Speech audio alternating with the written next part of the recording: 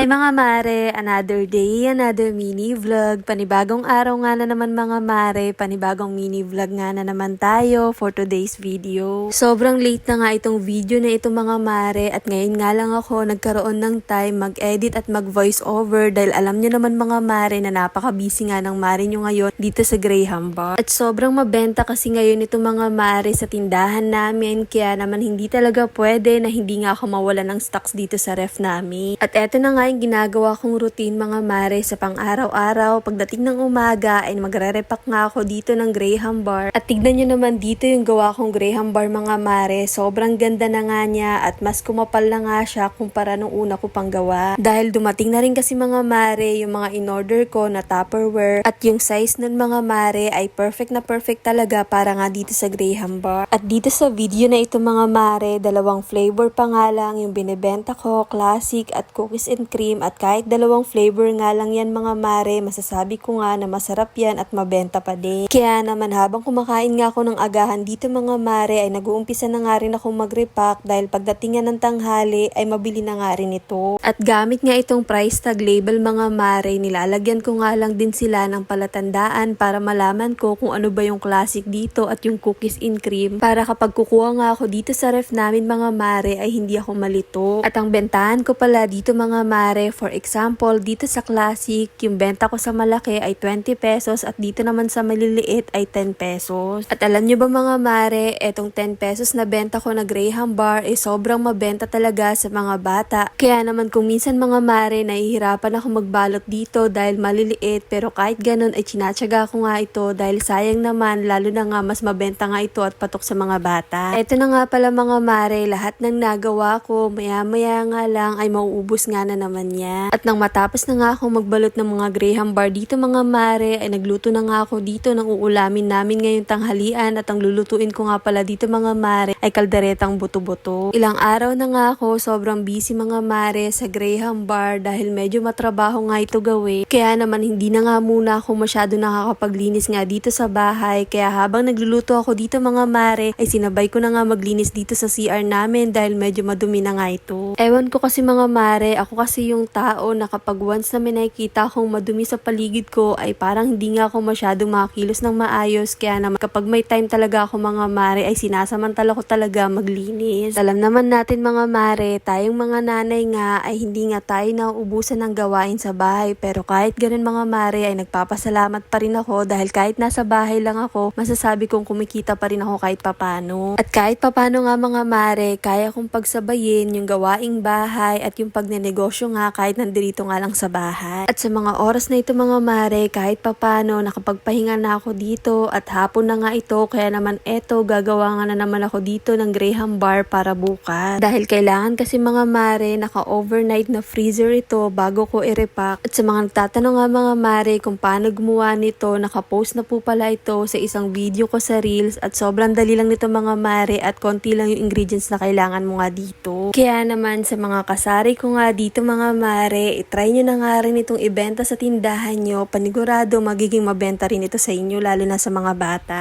O siya, hanggang dito na lang muna mga mare. Ito